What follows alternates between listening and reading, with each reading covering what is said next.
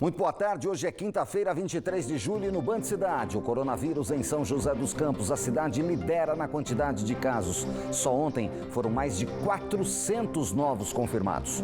Bombeiros avançam e conseguem reduzir os focos de incêndio no Pico da Serra da Mina. 1.000 pessoas serão beneficiadas com cartão de compra de crédito em São José dos Campos. E ainda, o exemplo de empresários que enfrentam a crise e estão mudando os negócios. Band Cidade está no ar. Na última semana, São José dos Campos confirmou quase 1.000 novos casos de coronavírus e 35 mortes. Com isso, já são mais de 5.300 diagnósticos positivos e 167 mortes. A gente vai falar já com a repórter Sandra Riva. Ela está em São José dos Campos. Daqui a pouquinho ela vai trazer detalhes para a gente. A gente vai ver agora um exemplo de 2 empresários de Taubaté que estão trabalhando para vencer a crise da pandemia. Confira. Há mais de 20 anos no mercado do entretenimento, os últimos 4 meses não foram fáceis para o Celso.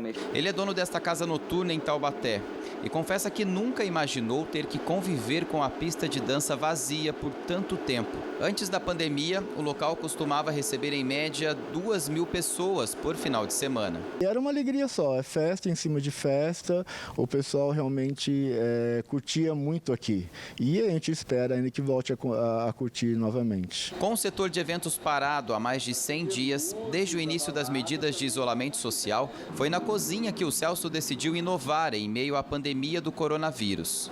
Para reduzir os prejuízos, ele usou uma parte da casa noturna para preparar pratos para delivery, como o Sushi Burger. Comecei a ver algumas postagens de algumas pessoas e cheguei a ver uma pessoa postando um lanche. E eu fui checar que lanche que era aquele, porque parecia muito saboroso, muito bonito e era um lanche muito bem recheado. E fui checar e cheguei no Sushi Burger. E me apaixonei pelo produto, comecei a testar ele. Pois é, a espera pela reabertura de bares e restaurantes na região tem exigido paciência e principalmente criatividade. Há 8 anos, a Graziele saiu de Minas Gerais para morar em Taubaté. Ela trabalha em um depósito de água no centro da cidade. O local vendia em média 50 galões por dia. Com a pandemia, o número caiu para 10. Para resolver a queda nas vendas, a Graziele resolveu dar um toque mineiro nos negócios. Hoje, além dos galões, ela também comercializa produtos como queijos e doces. Foi a ideia também, de começar as vendas online, cadastrar em aplicativos, cada dia mais fazer propagandas, nas redes sociais e atender, a cidade em casa, já que a ideia é ficar em casa, O governo de São Paulo ainda não autorizou a flexibilização da quarentena na região, que segue na fase laranja, o que não permite atendimento presencial em alguns setores, como o de alimentos, por exemplo. Enquanto uma boa parte não conseguiu evitar os prejuízos, quem se reinventou já colhe frutos. E em meio a incertezas, o caminho tem sido encarar tudo como um grande aprendizado. É bem complicado, A parte financeira acaba pesando bastante, mas como bom brasileiro, a gente não pode desistir. Agora sim a gente vai a São José dos Campos, cidade que tem tido um grande número de novos casos de coronavírus. A Sandra Riva está com a gente ao vivo. Sandra, boa tarde. Como é que a prefeitura está avaliando esse cenário da cidade que tem tido bastante mortes e novos casos de coronavírus? Seria o pico da pandemia aí no município? Como é que eles avaliam? Boa tarde para você. Boa tarde para você também, Nicolini, e para todo mundo que acompanha o Band Cidade, primeira edição, Pois é, esses números estão chegando aqui para a Prefeitura de São José dos Campos e essa análise começa a ser feita a partir de agora. Eu estou aqui com a secretária adjunta de saúde, que é a Margarete Corrêa, justamente para a gente entender um pouquinho sobre esses números. Secretária, boa tarde. Então, o que a gente tem no boletim que foi divulgado nas últimas horas, nas últimas 24 horas, um aumento no número de mortes, e 9 mortes foram registradas, e também um recorde no número de casos positivos, que chegaram a 400, que Queria que a senhora explicasse para a gente sobre esses números, né? E como é que é a avaliação que vocês estão fazendo com relação a esse aumento que está sendo aí apontado pelos números, né, em relação à Covid, hein? Explica para a gente, por favor. Na verdade, assim, a gente tem que lamentar, claro, cada óbito para nós é um sofrimento a mais. Mas é preciso saber que o banco de dados, onde é inserido por todo o Brasil, então por São José também, e os nossos os hospitais, eles, os últimos 10 dias, que é o ESUS, ele estava completamente, ou ele caía, ou ele não permitia a inserção dos casos, das notificações, tanto de casos positivos quanto de óbitos. Isso fez com que houve um represamento na hora de digitação e inserção dos dados. Então, como os óbitos, você falou, 9 óbitos, não aconteceram ontem. Ontem houveram 3 casos. E esses 9, então, foram no decorrer da última semana epidemiológica, né?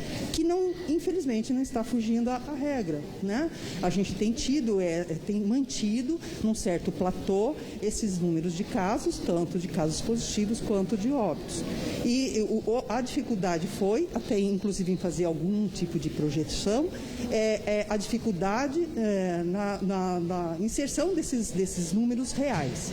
Em breve, eu acredito que mais 2 a 3 dias estará normalizado e aí a gente consegue fazer uma análise um pouco mais apurada desses números. Entendi. A senhora havia comentado para mim, por exemplo, que a gente está na 30ª semana epidemiológica, né, com relação à Covid. E teve, na verdade, uma situação da 26ª, a senhora me corrige se é isso que a senhora falou mesmo, que estava um pouco mais preocupante, né? Estava acima desse momento que a gente está vivendo hoje. E na 26ª semana nós observamos o maior número de casos notificados como suspeitos e positivos.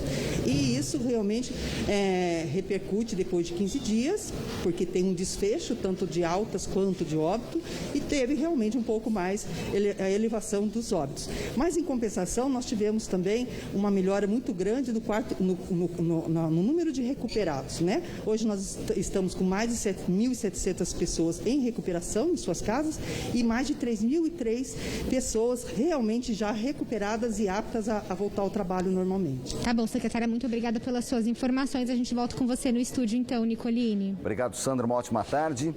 Bom, a região tem 13.200 casos confirmados da Covid-19, 473 mortes e 8.700 pessoas recuperadas.